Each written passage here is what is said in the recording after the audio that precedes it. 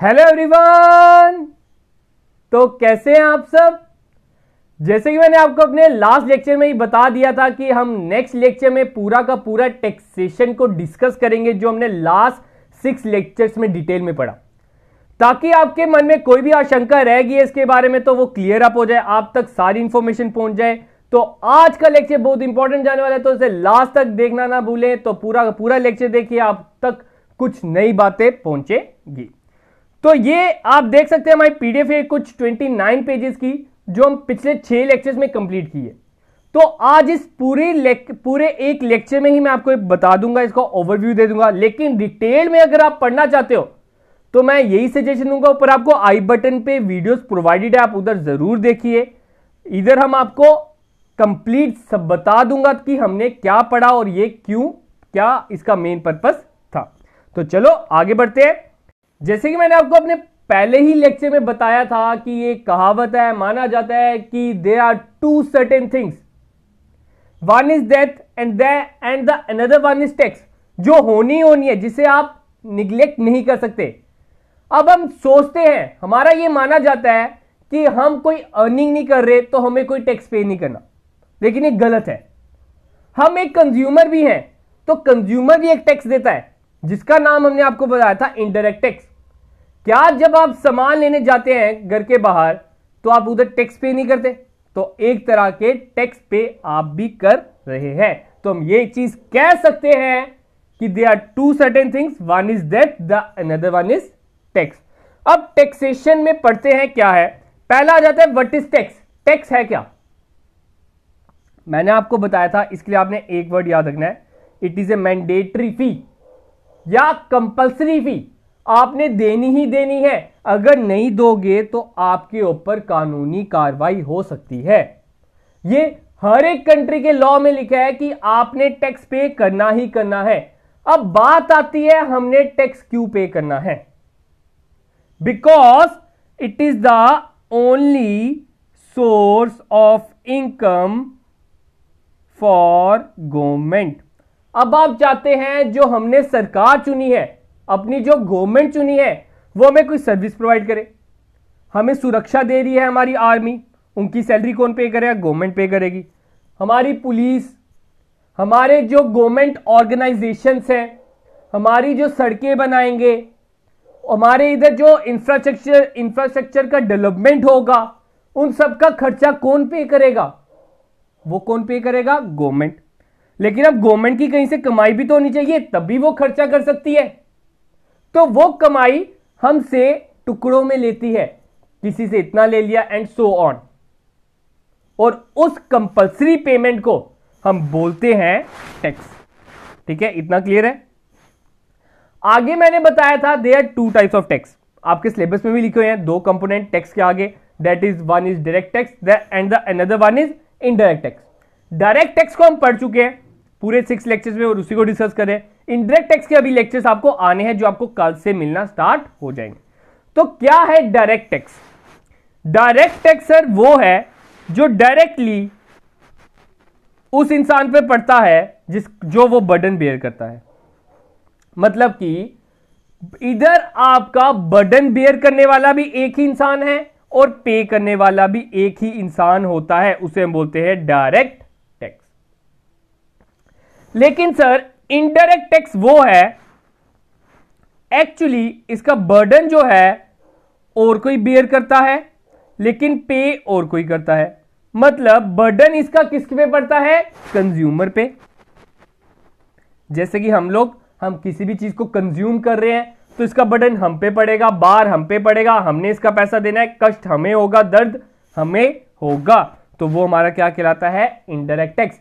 लेकिन हम as a consumer ये गवर्नमेंट को डायरेक्टली नहीं देते, हम क्या करते हैं, इसे अब बिजनेसमैन को दे देते हैं, ट्रेडर को दे देते हैं, और वो बिजनेसमैन हम सबसे इकट्ठा करके गवर्नमेंट को दे देता है। तो हम कह सकते हैं businessman act as a link between the consumer and the government, या हम कह सकते हैं the businessman is a agent of government. Hope कि इतना क्लियर होगा। फिर डायरेक्ट टैक्स के बारे में हमने बताया था it is progressive in nature. जैसे जैसे आपकी इनकम बढ़ती है वैसे वैसे आपका टैक्स बढ़ता है, तो वो आपका क्या कहलाता है, direct tax. It is paid directly to the government by the taxpayer, जो गवर्नमेंट को डायरेक्टली पे किया जाता है। अब मेन इनकम टैक्स कौन कौन से आ जाते हैं सर, सॉरी डायरेक्ट टैक्स कौन कौन से आते हैं sir, income tax and wealth tax.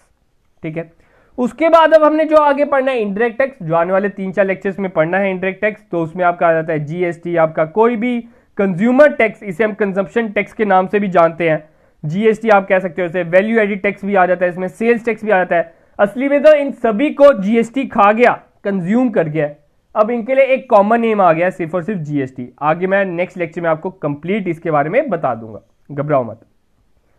फिर हमने इसके फीचर्स के बारे में पढ़ा था। ठीक है, फीचर्स के रिलेटेड आपको एमसीक्यू आ सकता है, इसलिए ध्यान से पढ़ना। हमने पढ़ा था इनडायरेक्ट टैक्स का फीचर क्या था, पेमेंट एंड लोड। पेमेंट कौन करता है सर, कंज्यूमर, और लोड भी उसी पे है। ठीक है, सॉरी पेमेंट कौन करेगा इसकी, सर्विस प्रोवाइडर। पेमेंट कौन करेगा, सर्विस प्रोवाइडर। लेकिन बर्डन किस पे पड़ेगा, टैक्स का लोड किस पे पड़ेगा सर, फाइनल कंज्यूमर पे। Liability of tax, liability of tax किस पे है, फाइनल कंज्यूमर पे। नेचर क्या है सर, इसका नेचर है रिग्रेसिव इन नेचर, मतलब ये टैक्स प्रोग्रेसिव इन नेचर नहीं है। ये आपका ऐसा नहीं है कि जैसे जैसे आपकी इनकम बढ़ेगी वैसे वैसे आपकी टैक्स लाइबिलिटी बढ़ेगी। ये हर एक इंसान पे बराबर ही पड़ती है, चाहे वो 20,000 कमा रहा है या 1 लाख कमा रहा है या 2 लाख कमा रहा है या 1 करोड़ कमा रहा है। उसके ऊपर जीएसटी अगर बात करें, अगर किसी आइटम पे 18% पड़ना है तो 18% ही पड़ेगा, चाहे वो गरीब है, चाहे वो मिडिल क्लास है, चाहे वो अमीर है। तो उस कारण हम इसे क्या कहते हैं, it is regressive in nature. बात आती है evasion. Indirect tax are hard to invade, आप इसे इन्वेड नहीं कर सकते हो। मैं एग्जांपल देता हूं, मैं एक फोन सेलर हूं, ठीक है, मैंने 100 पीसेस बेचे। अब ऐसा नहीं हो सकता मैं 90 लोगों से जीएसटी ले लेता हूं और 10 लोगों से जीएसटी नहीं लेता हूं। ठीक है, अगर बाय चांस मैं 90 लोगों से जीएसटी लेता हूं और 10 लोगों से 10 जो फोन बेचे थे उन पे मैंने जीएसटी नहीं लगाया, तो ये जो 10 पे मैंने जीएसटी नहीं लगाया ये मुझे अपनी पॉकेट से देना पड़ेगा। इसलिए मैं अपने आप को नुकसान नहीं होने देना चाहता।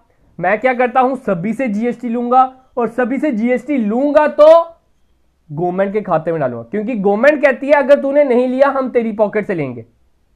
ठीक है, तो इसकी चोरी करना बहुत मुश्किल है, इस टैक्स की चोरी करना बहुत मुश्किल है। अगला आता है इन्वेस्टमेंट एंड सेविंग। अब क्या होता है, जीएसटी से क्या हुआ, गवर्नमेंट कंज्यूमर पे प्रेशर पड़ा। हाँ जी सर, उस पर दबाव पड़ गया। जो चीज उसे पहले 100 रुपए की पड़नी थी अब उसे 110 की पड़ रही है टैक्स के बाद।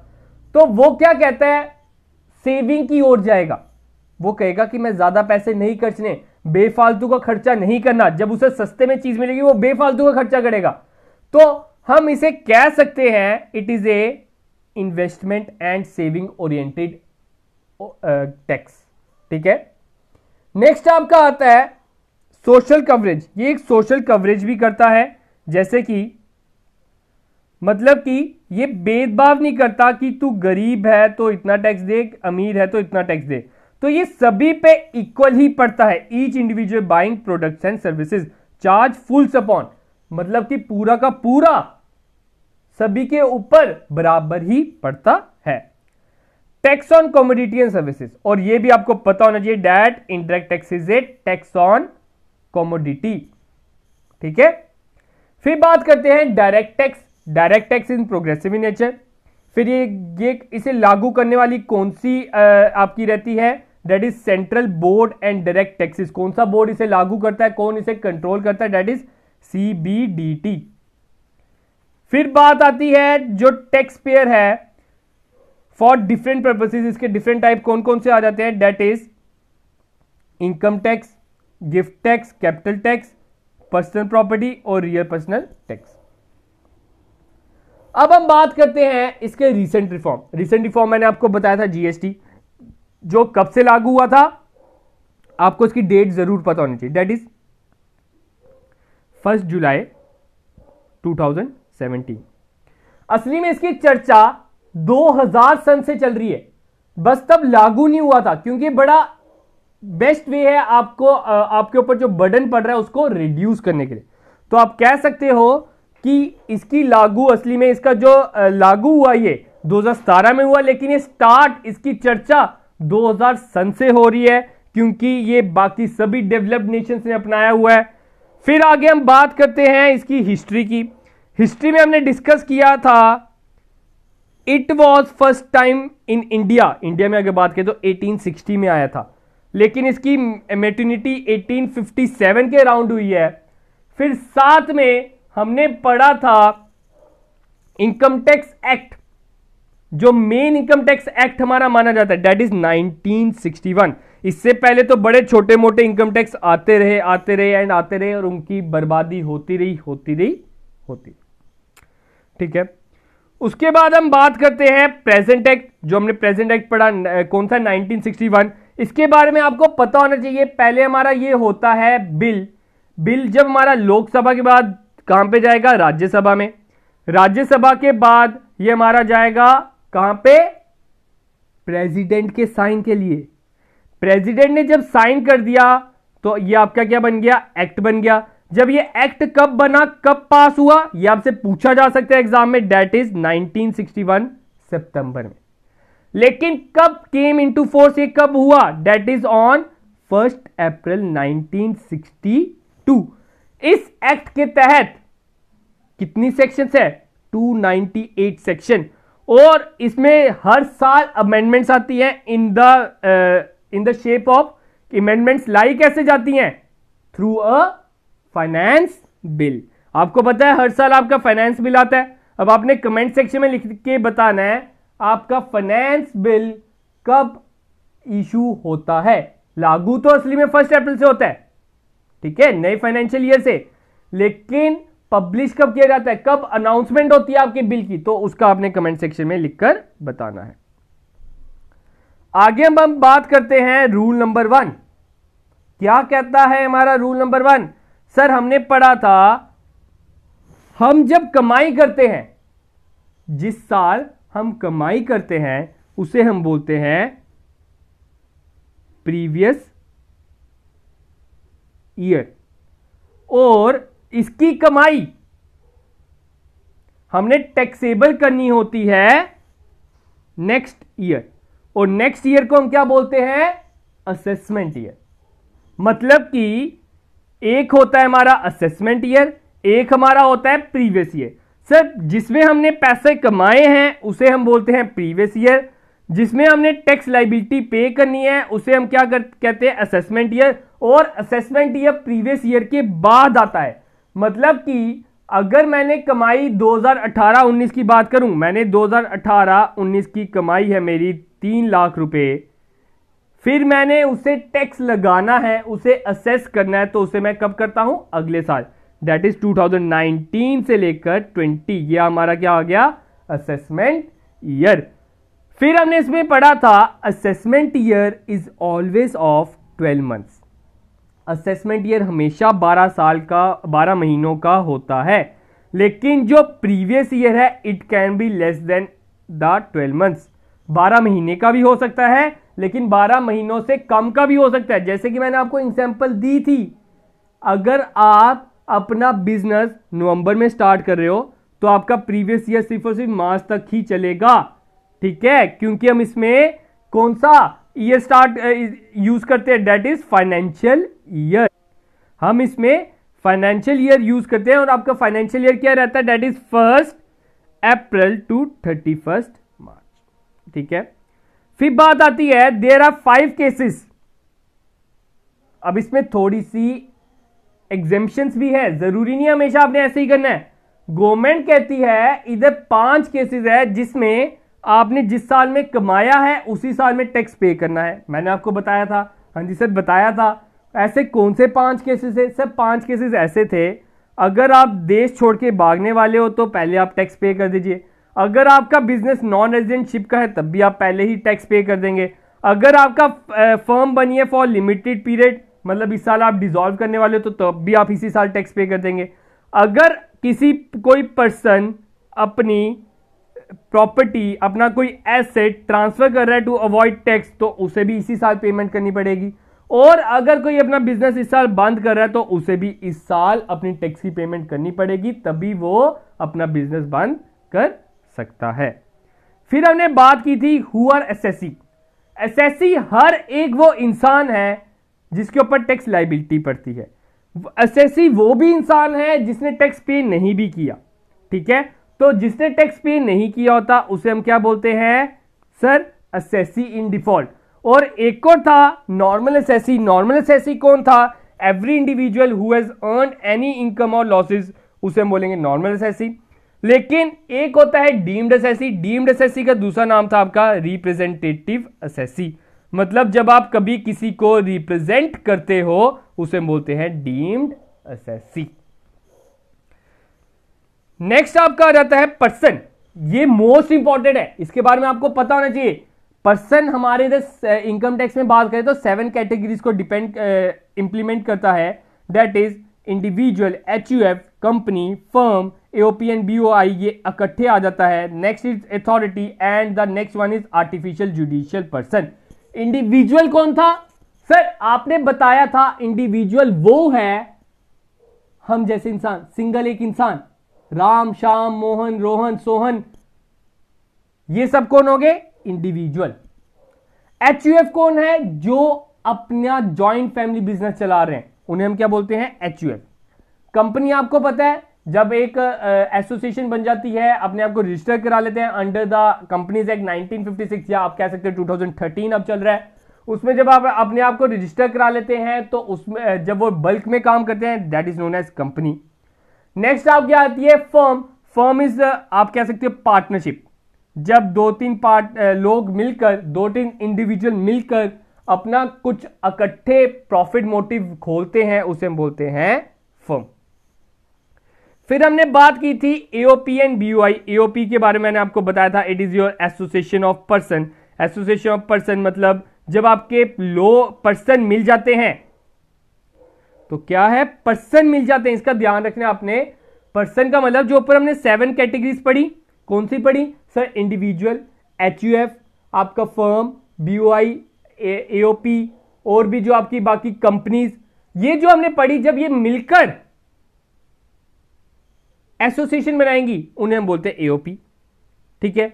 लेकिन अगर सिर्फ और सिर्फ इंडिविजुअल बनाते हैं तो उसे हम बोलते हैं बीओआई। बाद में हमने बात की थी लोकल अथॉरिटी। जैसे आपकी लोकल अथॉरिटी आती है, म्युनिसिपैलिटीज वगैरह, ये सब कुछ आपके कौन हो जाएंगे? Legal local authority. नेक्स्ट आपके आते हैं आर्टिफिशियल पर्सन। आर्टिफिशियल पर्सन कौन हो गया आपके? कोई भी आपकी यूनिवर्सिटी है, Chandigarh university, Jammu university, Kashmir university, और आपकी जितनी भी यूनिवर्सिटीज है उसे आप इसमें घुसा सकते हो। कोई आपकी एसोसिएशन है, आप उसे इसमें घुसा सकते हो आर्टिफिशियल पर्सन में। आपके बल्कि डाइटीज, आपके जो पंडित, पुजारी वगैरह, ये सब कुछ भी आपके किस में आएंगे? Artificial person. होप कितना क्लियर होगा। फिर हमने पढ़ा था block of asset. Block of asset हम उसे कहते हैं जिन पे एक सेम परसेंटेज ऑफ डेप्रिसिएशन पड़ती है और वो सेम नेचर के हैं। मतलब कि जितने भी आपके एसेट, जितने भी आपकी मशीनरी जिस पे 15% टैक्स लगेगा उसे हम एक में डालेंगे, जिस पे 40% टैक्स लगेगा उसे हम एक में डालेंगे, जिससे 50% टैक्स लगेगा, सॉरी टैक्स नहीं, डेप्रिसिएशन, उसे हम एक में डालेंगे। तो वो क्या बना देते हैं? एक ब्लॉक बना देते हैं, तो उसे हम बोलते हैं ब्लॉक ऑफ एसेट।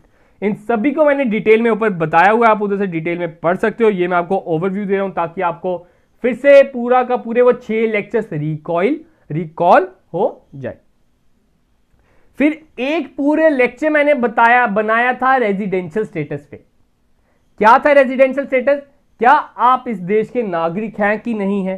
तो वो क्या आ जाता है? एक रेजिडेंट और दूसरा आपका आता है एनआरआई, ठीक है। एक रेजिडेंट, दूसरा एनआरआई।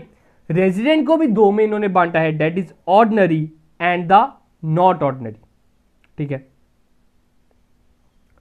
रेजिडेंट अगर आपने बनना है उसके लिए इन्होंने इनकम टैक्स डिपार्टमेंट ने कुछ कंडीशंस रखी हैं।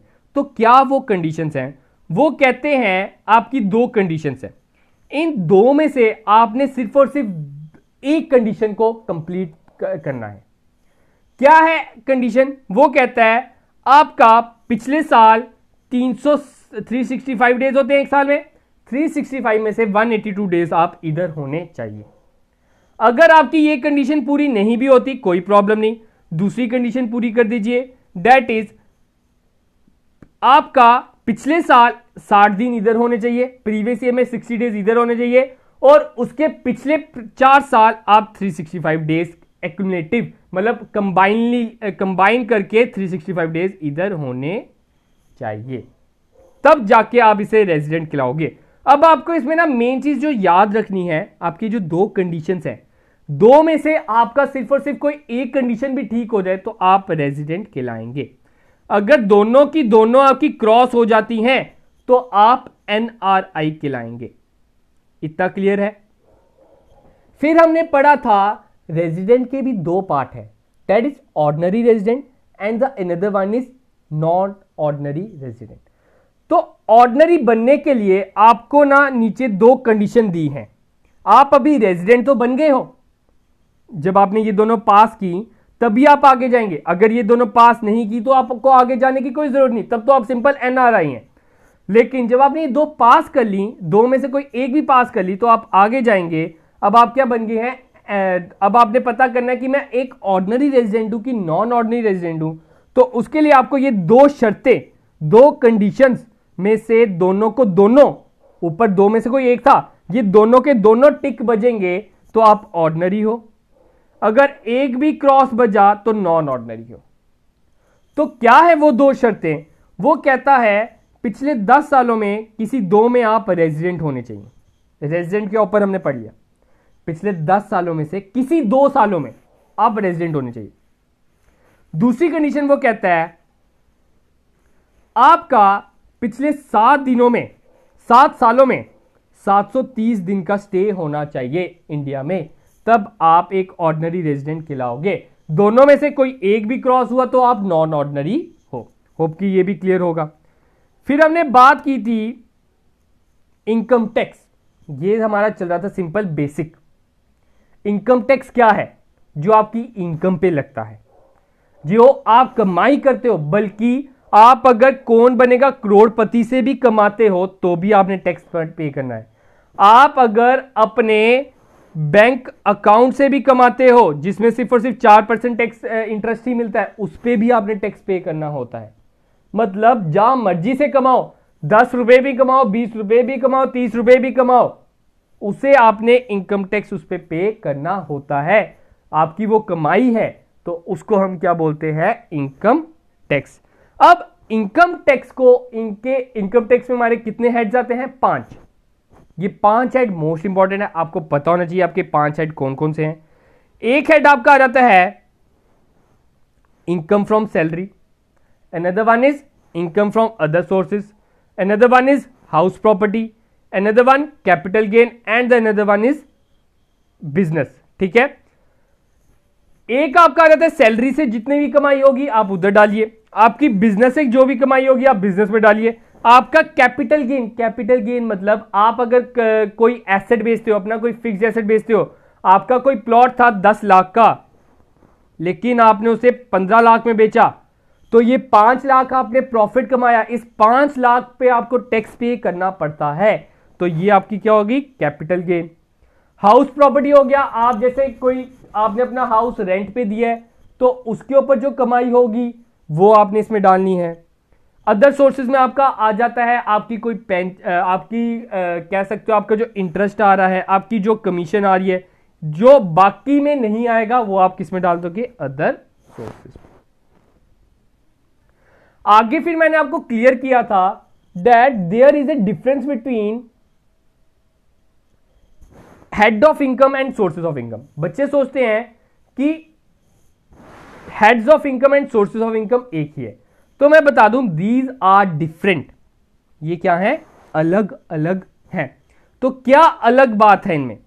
हेड्स ऑफ इनकम सिर्फ और सिर्फ 5 है, आपको पता होना चाहिए, लेकिन sources of income can be millions of. Sources of income हो गया जरिया, आपका दो बिजनेस है, तो एक सोर्स आपका हो गया बिजनेस ए, दूसरा आपका हो गया बिजनेस बी। आप कहीं से इंटरेस्ट कमा रहे हैं तो वो आपका सोर्स हो गया, आप कहीं से रेंट ले रहे हैं तो वो आपका सोर्स हो गया, आप कहीं से सैलरी ले रहे हैं वो आपका सोर्स हो गया। लेकिन हेड की बात आती है तो हेड सिर्फ और सिर्फ इनकम टैक्स में 5 ही हैं, दैट इज जो मैंने आपको ऊपर बताया। फिर हमने पढ़ा था इनकम टैक्स स्लैब, कितनी इनकम पे आपने टैक्स पे करना होता है, जो आपको मोस्ट इंपॉर्टेंट जाने वाली है आपके एग्जाम पॉइंट ऑफ व्यू से। हमने आपको बताया था आपने सबसे ज्यादा फोकस करना है इंडिविजुअल पे। जो इंसान 60 साल के नीचे है ना, मैंने आपको बताया था, उसकी क्या स्लैब रहती है। इनकम टैक्स वाले कहते हैं कि आपको 2.5 लाख तक इनकम एग्जम्प्ट है, आपकी 2.5 लाख के नीचे इनकम है तो आपने टैक्स पे नहीं करना। 2.5 लाख के आप ऊपर चल जाते हो, डेट इज 2.5 लाख से लेकर 5 लाख के बीच में आपने 5% टैक्स देना है। 5 लाख के ऊपर आपकी इनकम गई तो 20%, 10 लाख के आपकी ऊपर गई तो 30%। लेकिन यही सिस्टम सीनियर सिटीजन में थोड़ा सा अलग हो जाता है। मतलब सीनियर सिटीजन कौन है, जो 60 से 80 के बीच में है। ये क्या बोलता है, इंडिविजुअल के केस में आपको 2.5 लाख तक माफी है, तो अगर आप सीनियर सिटीजन हो तो आपको 3 लाख तक माफी है। उसके बाद 3 से 5 5%, 5 से 10 20%, 10 के ऊपर तो 30%। अगर आप सुपर सिटीजन हो, सुपर सिटीजन मतलब 80 के ऊपर, तो आपको 5 लाख तक माफी है। लेकिन 5 के ऊपर गए तो सीधे आपको 20% का टैक्स लगेगा। अब मैंने आपको बताया था इनकम टैक्स निकाला कैसे जाता है, तो मैंने आपको बताया था 12 लाख पे कैसे इनकम टैक्स निकाला जाता है। इसमें क्या होता है, हमने इसे स्लैब के अकॉर्डिंग डिवाइड कर देना होता है। दैट इज जो 2.5 लाख को अलग हो जाएगा, 2.5 लाख पे कोई भी टैक्स नहीं लगेगा, पहला 2.5 लाख पे कोई टैक्स नहीं लगेगा। जो आपकी 2.5 लाख के ऊपर इनकम गई 2.5 से 5 लाख, तो उस पर कितना लगेगा 5%। तो 5% कितना हो गया, 2.5 लाख से 5 लाख के बीच का डिफरेंस कितना है, 2.5 लाख है ना, तो 2.5 लाख का 5% कितना होता है 12,500। फिर 5 लाख के ऊपर अगर आपकी इनकम गई तो 20% लग गया, 5 लाख से 10 लाख के ऊपर गई तो 20%, तो 5 लाख से 10,000 के बीच में कितना डिफरेंस है 5 लाख, तो 5 लाख का 20% कितना होता है 10,000। 10 लाख के ऊपर कितनी इनकम गई है 2 लाख, तो 2 लाख का हम निकालेंगे 30%, तो 30% कितना हो जाता है 60,000। तो इन सभी का हम प्लस कर देंगे तो आपका आंसर क्या आ जाएगा 1,72,500 आपने टैक्स पे करना है। इसके बारे में मैंने आपको डिटेल बताया, उसके लिए आप लेक्चर देख सकते हो। ये मैं अभी ओवरव्यू दे रहा हूं ताकि आपको सब कुछ रिकॉल हो जाए। फिर हमने डिस्कस किया था प्रोसेस क्या रहता है टोटल इनकम कंप्यूट करने का, क्या रहता है। सबसे पहले हमने डिस्कस करना है आर यू ए रेजिडेंट, क्या आप इस देश के नागरिक हैं। अगर आप नागरिक बन जाते हो, नागरिक बनने के बाद दूसरा काम रहता है आपने इन 5 इनकम का कंबाइन करके एग्रीगेशन ऑफ इनकम आपकी बनती है। एग्रीगेट करने के बाद आपने क्लबिंग करनी होती है। क्लबिंग का मतलब मैंने बताया था दैट इज माइनर, या आपकी कोई वाइफ की इनकम है उसको आप इसके साथ जोड़ दोगे, जिसकी आपकी इनकम जुड़ने वाली होती है। वाइफ आपकी कोई कमाती नहीं है लेकिन आपने फिर भी उसकी रिटर्न भरी, उसकी कमाई शो की, तो आपकी इनकम के साथ वो क्लब कर जाएगी, उसे हम बोलते हैं क्लबिंग। क्लबिंग करने के बाद setting forward and carry forward होता है, set of and carry forward. Set of क्या होता है, वो कहता है आप आपका जितना भी नुकसान हुआ है उसे आप माइनस कर सकते हो आने वाले सालों में, उसे हम बोलेंगे कैरी फॉरवर्ड। सेट ऑफ हो गया, इसी साल में आप ऑफ कर सकते हो। उसके बाद जब आपने सेट ऑफ कर लिया, आपका आंसर आता है gross total income. Gross total income में से आपने कुछ डिडक्शंस माइनस करनी है, और ये डिडक्शंस किसमें दी हैं सर, 80C से लेकर 80U तक डिडक्शंस हैं।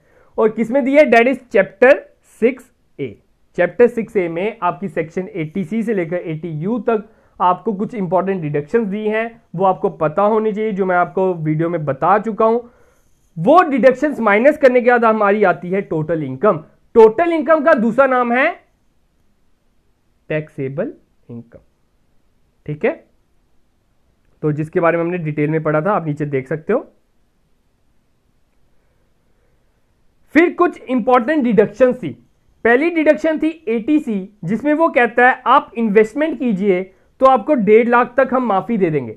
अगर आपका 1.5 लाख के ऊपर ही इन्वेस्टमेंट चली जाती है तो आपको 1.5 लाख तक ही मिलेगी, 1.5 लाख के ऊपर 1 रुपया भी नहीं जाएगा।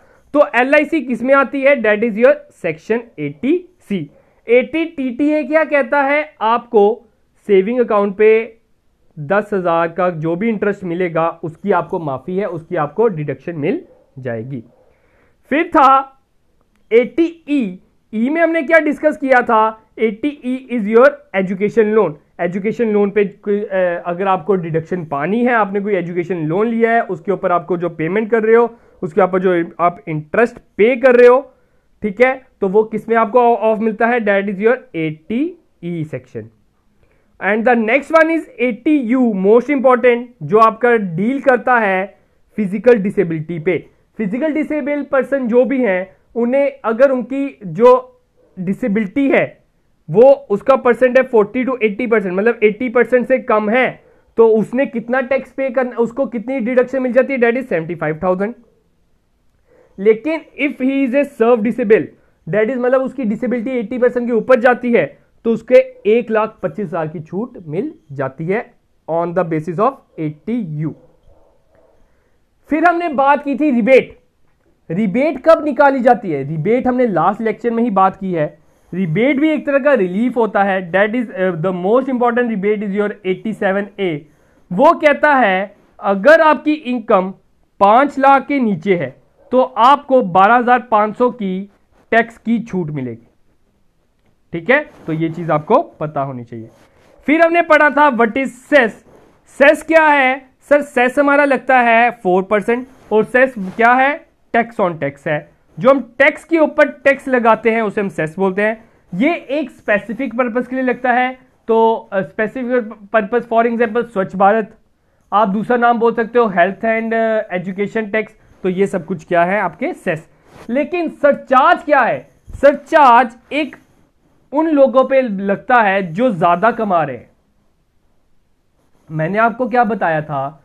इनकम टैक्स क्या है? Income tax is progressive in nature. जैसे जैसे कमाई बढ़ेगी वैसे वैसे आपका टैक्स की अमाउंट बढ़ेगी। तो गवर्नमेंट ने इसी को ध्यान में रखा, तो कहते हम अब टैक्स लाइबिलिटी का रेट तो नहीं बढ़ाएंगे, लेकिन आपके ऊपर एक एडिशन टैक्स लगेगा जिसका नाम उन्होंने दे दिया सरचार्ज। अगर आप 50 लाख के ऊपर कमा रहे हैं तो आपको 10% एक्स्ट्रा टैक्स लगेगा। ये आपका होता है टैक्स ऑन टैक्स। फिर आपको अगर 1 करोड़ के ऊपर तो 15%, 2 करोड़ के ऊपर तो 25% और 5 करोड़ के ऊपर 37%। नेक्स्ट हमने डिस्कस किया था TDS।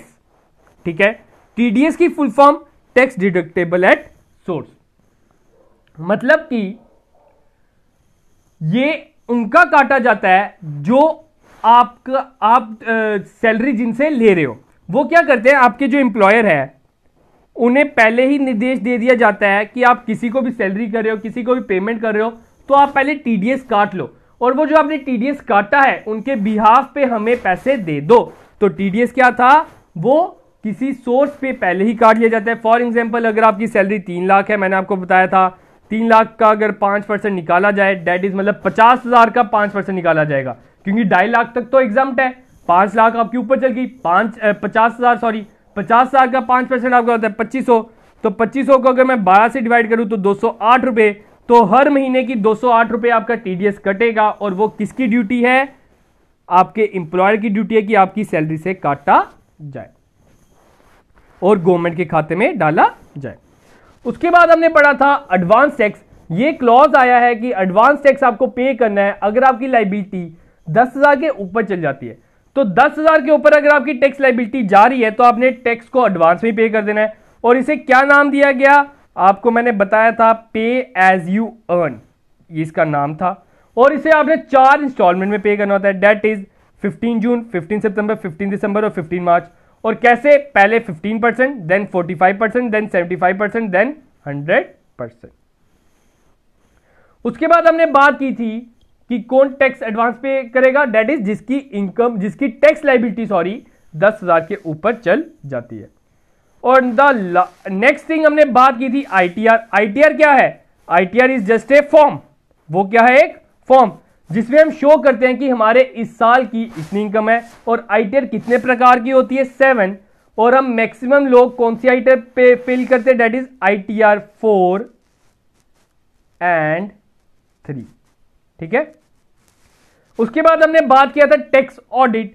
टैक्स ऑडिट के बारे में आपको बस लिमिट के बारे में पता होना चाहिए कि टैक्स ऑडिट किनको कराने की जरूरत है।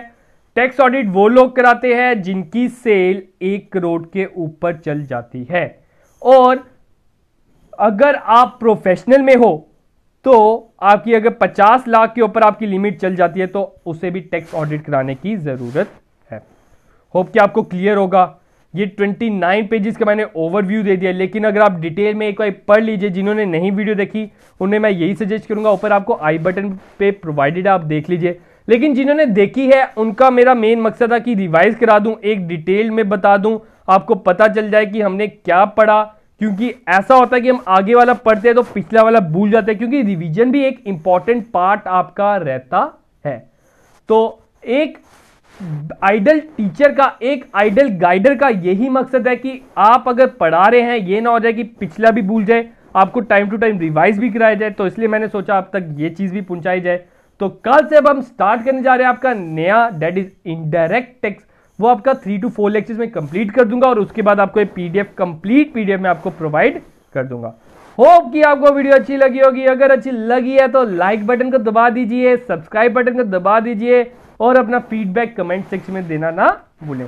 तो गाइस आज के लिए हम अपनी वीडियो इतनी रखते हैं। तो thank you guys, have a good day and enjoy your day guys.